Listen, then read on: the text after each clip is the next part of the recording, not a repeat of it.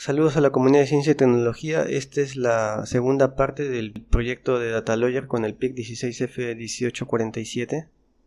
Antes de pasar a la programación vamos a ver un poco el módulo de carga, el TP4056. Este es algunas de las resistencias que utiliza para la corriente máxima que utilizará en la etapa de corriente constante. Si bien sabemos que el modo de cargar de estas baterías de litio primero es una etapa en la que se va a aplicar corriente constante y en la segunda etapa es voltaje constante. En la etapa de corriente constante esta es la corriente máxima y va a depender de la resistencia que se utiliza en esta parte del módulo. Estos módulos normalmente vienen con una resistencia de 1200 ohmios, que sería para una corriente máxima de 1 amperio, y esta va a depender también de las baterías que utilicemos. Por ejemplo, si una batería de litio es de 200 mAh, no podremos cargarlo con esto. Tendríamos que cargarlo más o menos con esta corriente o esta de acá para mantener el tiempo de vida de estas baterías. Para ello yo he modificado esta resistencia y le he añadido un set de resistencias para, dependiendo del tipo de batería, a configurarlo. Este es el cargador de batería, como podemos ver acá. Estamos utilizando el TP4056. Hemos reemplazado la resistencia que está acá, que es el módulo. Normalmente está configurado para entregar máximo 1 amperio. Esta resistencia es de 1200 ohmios. Le hemos retirado y le hemos añadido este set de resistencias para programarlo dependiendo de qué batería vamos a utilizar, ¿no? Si es una batería de 200 mAh o en este caso esta batería es de 1 ampere-hora. Entonces, dependiendo de eso vamos a configurar este set de resistencias para elegir la corriente de carga que vamos a utilizar. De este modo se carga de la mejor manera la batería. Acá, por ejemplo, sin utilizar el DataLawyer vamos a hacer una conexión directa, ¿no? Esta es la salida, esta es la conexión de la batería y lo conectamos acá. Ya está conectado y simplemente acá le alimentamos por USB el cargador. Pero como en este caso vamos a utilizar el DataLawyer para ver la curva de carga de las baterías, la conexión es simple, ¿no? Acá tenemos se conecta el cargador de la batería, lo conectamos acá. Y después también conectamos la batería, ¿no? Este de acá, aquí. Previamente a todo esto tendríamos que haber conectado la alimentación de 12 voltios, que es por este lado acá. Luego de eso ya va a comenzar a funcionar el circuito. Este es el MPLAB Code Configurator. Nos ayuda a programar el PIC. Estas son las ventanas que se abren cuando nosotros ejecutamos el MCC. Una ventana para los pines, también para ver gráficamente el PIC. Configuración de los diferentes periféricos que tiene el chip. Por ejemplo, el más importante es el System Module. Aquí vamos a configurar la frecuencia de oscilación que va a utilizar el PIC. En este caso vamos a utilizar el oscilador interno. De este modo es necesario utilizar el PLL y también vamos a utilizar el Watchdog Timer. Estas son las palabras de configuración. El Master Clear también lo vamos a utilizar y el Code Protection por ahora no lo vamos a utilizar y otras funciones no vamos a usar, los vamos a deshabilitar. Luego de esto podemos ver el ADC. Vamos a utilizar dos ADC, uno para el voltaje y otro para la corriente. Este es el TAT. No podemos utilizar otro TAT porque es necesario que se realice en el tiempo debido para obtener la mejor resolución y la mejor precisión en las medidas en el ADC. Esta es la configuración. Luego para el puerto de comunicación, que es el SPI y el I2C, vamos a utilizar ambos módulos. En el SPI esta es la configuración, modo maestro, modo 0, y esta es la frecuencia de la señal de reloj del SPI. No vamos a utilizar en ninguno de los casos interrupciones, ya que en estas primeras versiones no es necesario. En el I2C tampoco vamos a utilizar interrupción. También es modo maestro y esta es la frecuencia, la señal de clock. Acá no está el serial porque, como estaba indicando, están vinculados también a estos pines, ¿no? Entonces no podemos utilizar el serial.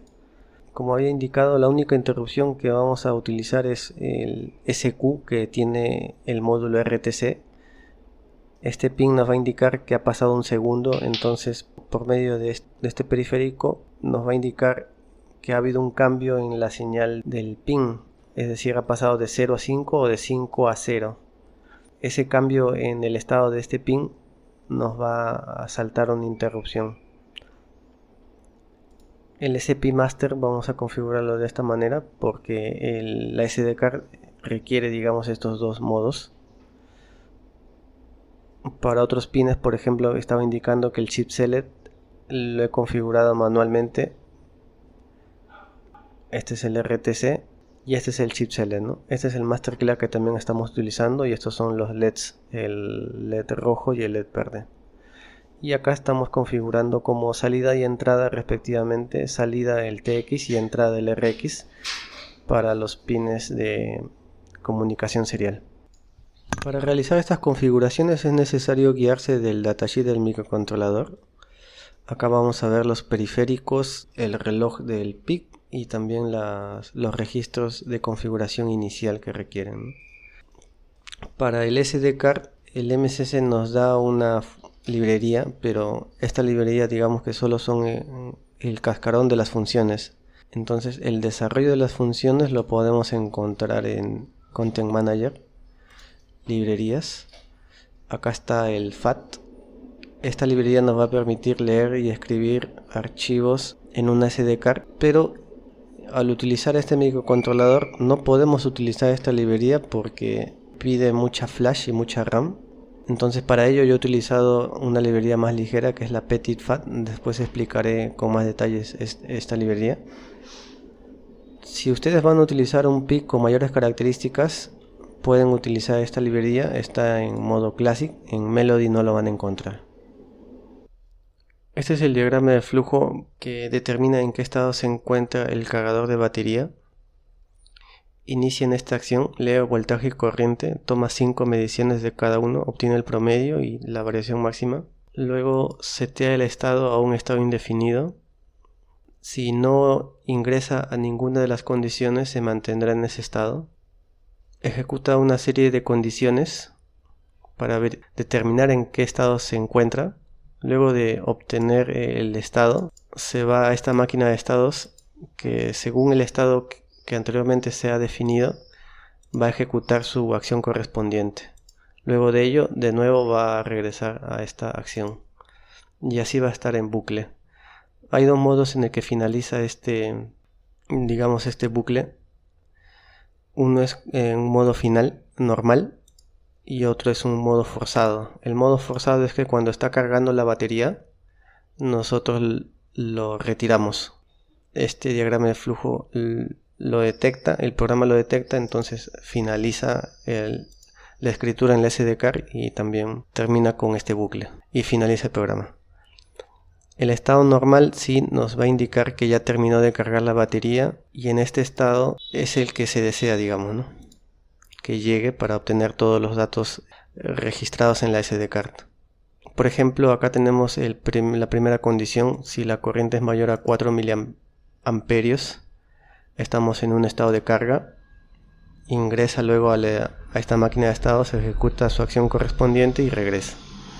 Si la corriente no es mayor que 4 miliamperios, va a pasar a esta segunda condición, en el que va a determinar si el voltaje es mayor a 4200 milivoltios y la variación en el voltaje es mayor a 80 milivoltios, entonces estamos en un estado en el que la batería se ha desconectado, solo tenemos el cargador conectado.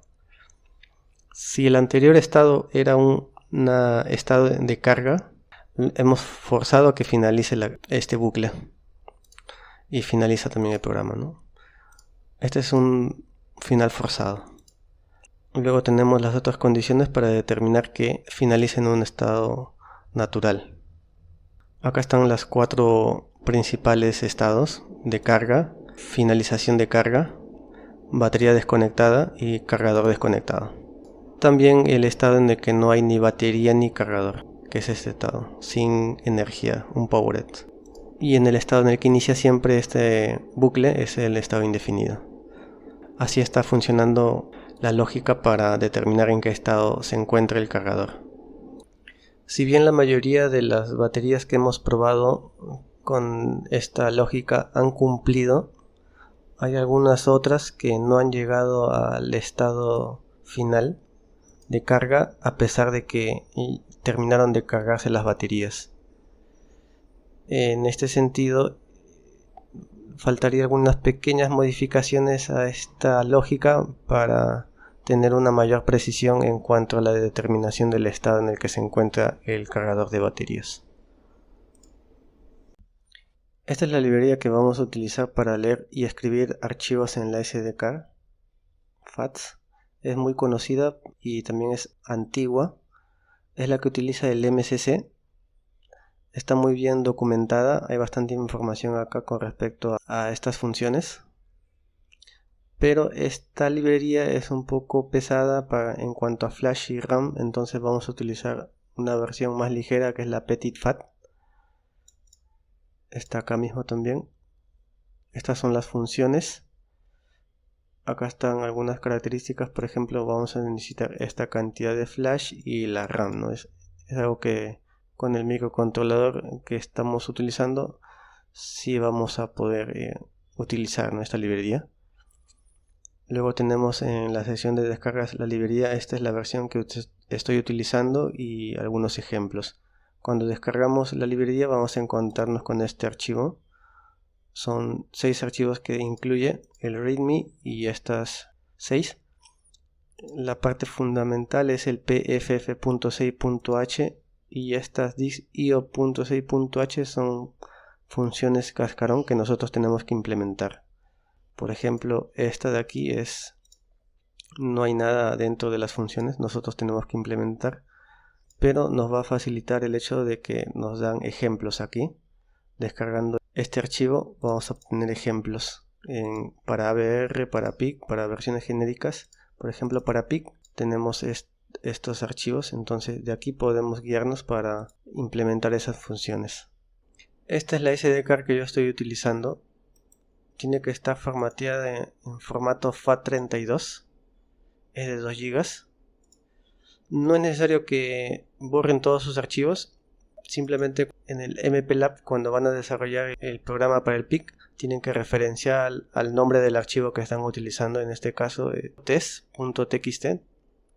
Una consideración con respecto a la librería PetitFat es que no crea los archivos, nosotros tenemos que crearlos manualmente en el lugar que deseemos de la SD card.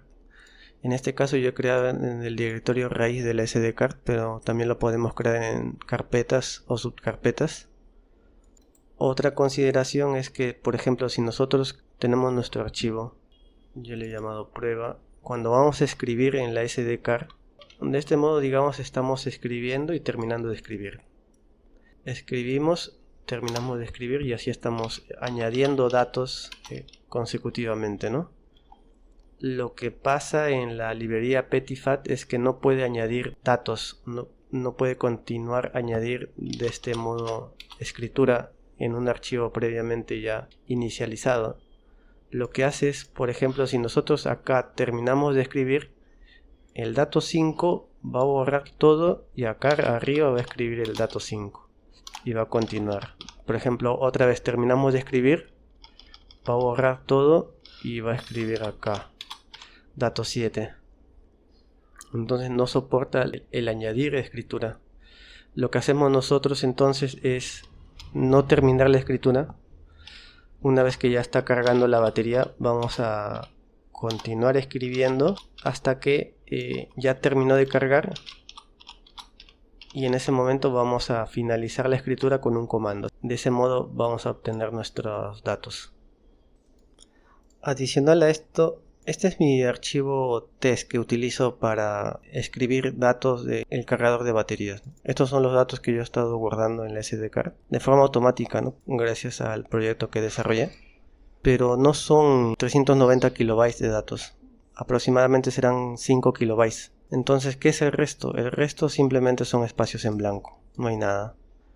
Esto es porque la librería PetitFat no puede escribir datos en lugares donde no hay nada, digamos. Por ejemplo, cuando creo este archivo prueba, tiene el tamaño de 0 kilobytes. Digamos, si voy a utilizar este archivo, va a escribir de forma ordenada, digamos, 10 datos. Cuando va a intentar escribir el dato 11, no lo va a poder escribir porque no hay nada.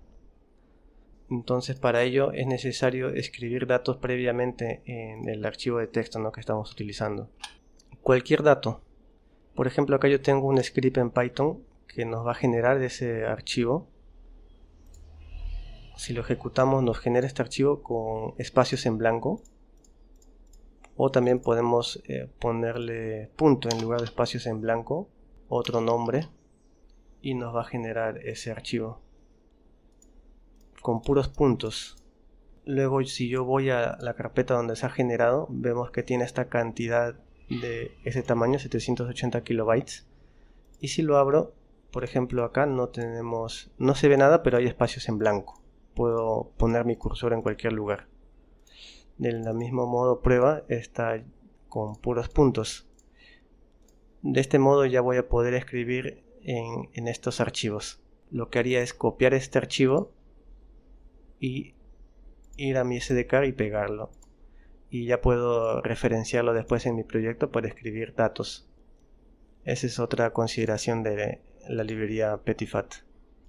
Aquí ya añadí la librería al proyecto. Estos son los archivos que habíamos visto anteriormente. En this.io.c y .h faltaba implementar las funciones, ya las implementé un poco con la ayuda de los ejemplos que también se pueden descargar de la página, como habíamos visto. Para que funcionen estos dos archivos es necesario incluir el SPI, ya que es necesario utilizar estas funciones del SPI. Manejan la comunicación por SPI, ¿no?, estos dos archivos. Luego de hacer esta implementación, ya podemos utilizar esta librería en nuestro programa principal, incluyendo estos dos archivos. Para comenzar con el proceso, vamos a montar el sistema de archivos. Luego ya podemos abrir el archivo que habíamos visto anteriormente, el test.txt. Y ahora ya podemos comenzar a escribir. En esta parte vamos a escribir el voltaje, la corriente, la hora y la fecha. Al finalizar la carga de la batería, vamos a enviar este comando que es que finaliza el proceso. De este modo estaría funcionando la librería Petitfat en nuestro proyecto. Como había mencionado anteriormente, vamos a utilizar el Watchdog Timer. Está configurado de tal modo de que ni bien alimentemos el microcontrolador se va a habilitar este periférico. Lo hemos configurado para 4 segundos, es decir que va a requerir que se reinicie el Watchdog Timer antes de que pasen 4 segundos. El oscilador es independiente del oscilador principal del microcontrolador, de este modo puede trabajar independientemente. Luego de esta salvedad y habiendo visto todos los demás aspectos, el diagrama de flujo y el SDK, ya puedo pasar a explicar el programa. Estos son los estados que hemos definido. Estos son los textos que estamos guardando para la depuración. Este es el record o el registro que vamos a enviar a la SDK. Estos son todos los voltajes y corrientes que se van a almacenar. Son 5 para luego hacer el promedio y obtener una medida más precisa en la lectura de los ADC.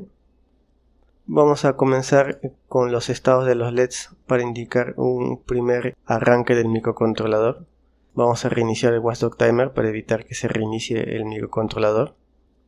Esta función nos va a arrojar un OK si se ha ejecutado correctamente, ¿no?, esta función. Entonces vamos a verificar ello con esta condicional.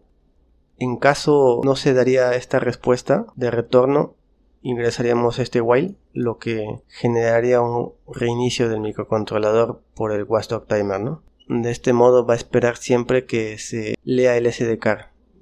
Luego de ello vamos a ver otro estado del LED. LED rojo voy a prender. Son indicadores que me van a indicar cómo está procesando el programa, ¿no? Acá voy a abrir este archivo. Otra vez voy a preguntar por el retorno de la función. También voy a forzar un reinicio. Reinicio el Watchdog Timer y acá voy a leer y almacenar todos los valores en la intensidad y en el voltaje, ¿no? En estos arreglos de 5 espacios, para que estos arreglos ya cuenten con valores. Luego simplemente voy a hacer un corrimiento. Voy a tomar un valor y voy a hacer un corrimiento de estos valores y voy a promediar las lecturas. Esto lo voy a hacer 5 veces. Luego voy a habilitar ya las interrupciones, principalmente para el RTC, el pin SQ. Y acá vamos a tener nuestro while principal. Vamos a leer de nuevo el voltaje y la corriente en el while, como había indicado en el diagrama de flujo. Vamos a obtener el promedio y la variación. Según estos valores vamos a procesarlos para saber exactamente en qué estado se encuentra el cargador de baterías. Esto también ya lo había explicado según el diagrama de flujo. Va a determinar en qué estado se encuentra. Esto me va a servir como depuración por el puerto serial. Vamos a enviar estos valores en voltaje, corriente y también el estado. En qué estado se encuentra.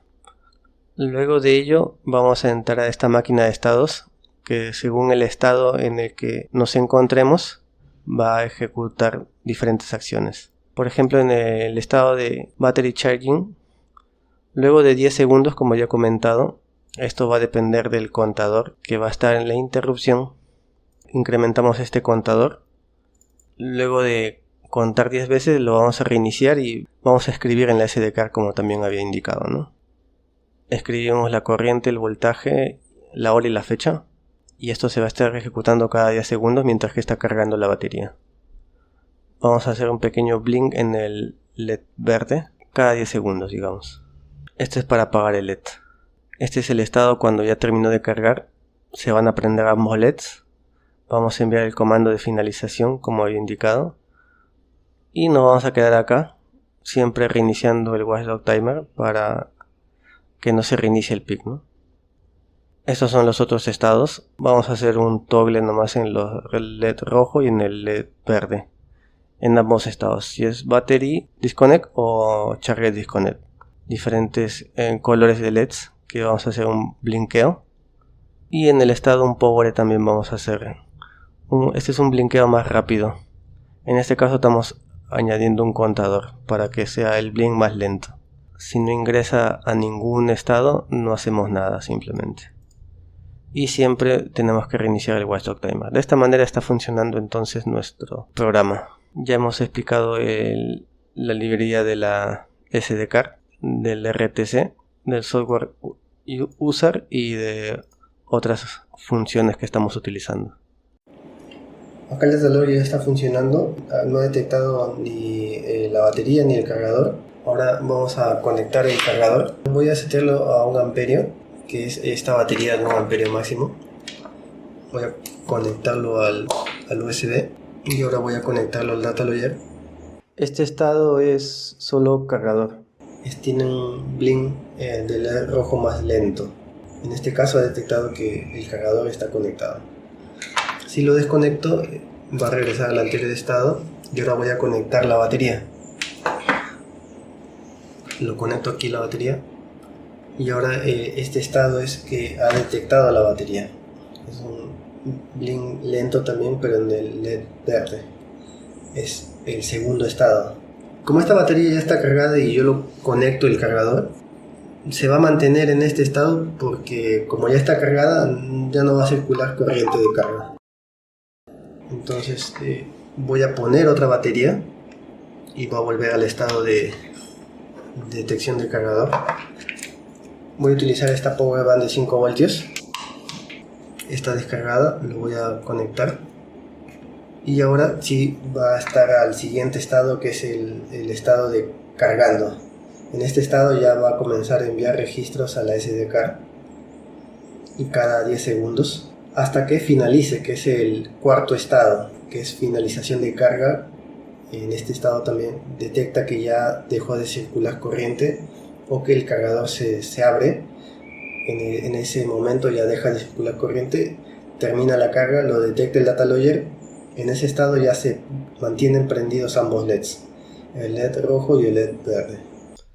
Para obtener la gráfica de la curva de carga de la batería por medio de los registros almacenados en la SD card, vamos a utilizar Jupyter Notebook. Aquí por ejemplo tengo la gráfica para 7 baterías de la curva de carga.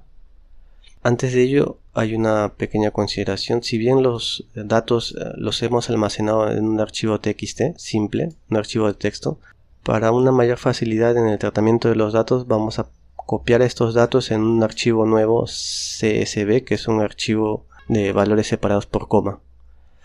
Estos son los archivos y tienen este formato. En la primera fila estoy añadiendo esta leyenda que nos va a ayudar al tratamiento de los datos posteriormente: voltaje, corriente, tiempo y fecha, que es el modo en el que están almacenados estos datos. Entonces, por ejemplo, para la primera batería tenemos almacenados 190 registros, descontando la leyenda, ¿no? Pasamos al Jupyter Notebook. Vamos a ver acá. Esta es una pequeña batería que recuperé de un equipo de música que ya no funcionaba. Es una batería LiPo más o menos de 300 mAh. Aquí estaba haciendo unas pruebas y luego aquí cargo ya el archivo CSV. Este es el nombre que le estoy dando. No es necesario, pueden cambiarlo. Después yo lo cambio también a batería. Acá hay una consideración. Me equivoqué cuando estaba haciendo el cálculo de la regresión lineal. Entonces, para obtener un valor más cercano al real, tendría que dividirlo entre 2 la corriente. Eso es lo que hago. Acá estamos viendo que si yo utilizo este comando, vamos a obtener esto, ¿no? Información, que son 190 entradas, como habíamos visto. Podemos ver la descripción de nuestros datos. Acá nos manda, por ejemplo, el mínimo, el máximo, el promedio y la cantidad, ¿no? Esto nos va a ayudar también para luego utilizarlo en la gráfica para delimitar los valores máximos y mínimos para obtener la mejor gráfica, ¿no? Primero gráfico el voltaje. Alrededor está de 4.1 voltios, no hay mucha variación. Y ahora aquí grafico ya la corriente y el voltaje. Aquí hay otra consideración que les voy a indicar después, pero lo que sí les puedo indicar ahora es que cuando se estaba cargando, digamos, aquí a voltaje constante, la corriente comienza a decrementar. Aquí, como había indicado, por medio de la resistencia de 100 ohmios en las primeras versiones del data logger, se vuelve a cargar el equipo porque se había descargado la batería por medio de esa resistencia. Entonces vuelve a cargar el equipo. Por ello cambié la resistencia de 100 ohmios a 10K, como había mencionado. En este momento también no utilizaba la interrupción por el pin SQ del RTC. Entonces mis tiempos en los que tomaba estas medidas no eran de 10 segundos exactos, sino eran alrededor de 19 segundos. Esta batería, digamos que sí estaba en buenas condiciones. Luego vamos a ver otras que no estaban en malas condiciones, ¿no? Vamos a ver la gráfica para la batería 2. Esta es una pequeña batería que yo le añadí una protección contra descarga porque no tenía. También está en mal estado esta batería. Cargo el archivo CSV. De nuevo tengo que hacerle la división entre 2. Aquí sí son pocas entradas, 61 entradas nomás. Utilizo este comando para ver cuál es el mínimo y el máximo en voltaje y en corriente, ¿no? El voltaje está en milivoltios y del mismo modo la corriente está en miliamperios. Estos mínimos y máximos me ayudan para delimitar la gráfica. Aproximadamente está en 4 voltios y la corriente también la delimito, ¿no? Con los valores. Aquí hay otra consideración que voy a mencionar. Como vemos aquí, la corriente luego de este registro que es almacenado pasa a 0. Esto es porque la función que en las primeras versiones habíamos implementado tenía un error, que era que si el valor de corriente que enviábamos era menor que 100, porque la gráfica original es por 2, de estos valores en corriente por 2, esta es la gráfica original. Entonces cuando el valor es menor que 100 no lo almacenaba y almacenaba un 0. Luego en mi gráfica son valores menores a 50, ¿no? Porque estamos dividiendo entre 2. Cuando el valor es menor que 50 se va a 0. Pero no es que esté funcionando así el cargador, sino es por mi función que no estaba bien editada en ese momento. Luego lo corregí. Por eso tenemos esta gráfica en corriente. Esa es para la gráfica 2. Ahora podemos ver la gráfica 3. Esta es una pequeña batería aproximadamente de 100 mAh de un equipo rastreador GPS. Aquí también tenemos 150 registros, el mínimo y el máximo en corriente y en voltaje. Obtenemos la gráfica alrededor de 4.1. No hay mucha variación en el voltaje. Luego la corriente. Aquí vemos también que se va disminuyendo poco a poco porque está en la fase de voltaje constante. Aquí también hay otra consideración, es el hecho de que el cargador estaba seteado para el máximo de corriente, pero como sabemos no deberían de cargarse estas pequeñas baterías de 100, 200 a la máxima corriente del cargador, que es 1 amperio, ¿no? Eso también lo modifiqué, como habíamos visto, añadiendo el juego de resistencias anteriormente. Entonces, de ese modo es mejor setear la corriente antes de iniciar la carga, ¿no? En ese momento no tenía ese juego de resistencias, por eso lo cargaba con la máxima corriente. Por eso aquí estamos observando 350 miliamperios, cuando lo ideal sería cargarlo con un máximo de 100 miliamperios. No debería llegar a esta corriente al cargar esta batería de 100 miliamperios. Aquí ya estoy utilizando el SQ. Como vemos, la variación en el tiempo son de 10 segundos entre las medidas. La gráfica 4. Estas ya son una power bank. Luego me di cuenta que se descargaban rápidamente. El mismo día de haberlas cargado, ese mismo día se descargaban, entonces estaban ya en mal estado. Son dos baterías en paralelo. Aquí vemos la gráfica del voltaje porque estaban descargadas. 150 milivoltios. Luego va comenzando a cargar. Aquí hay un pequeño instante en el que pasa a corriente constante. Aquí sí podemos tener esta corriente de carga porque soportan este tipo de baterías. Y acá ya está en voltaje constante donde decrece la corriente.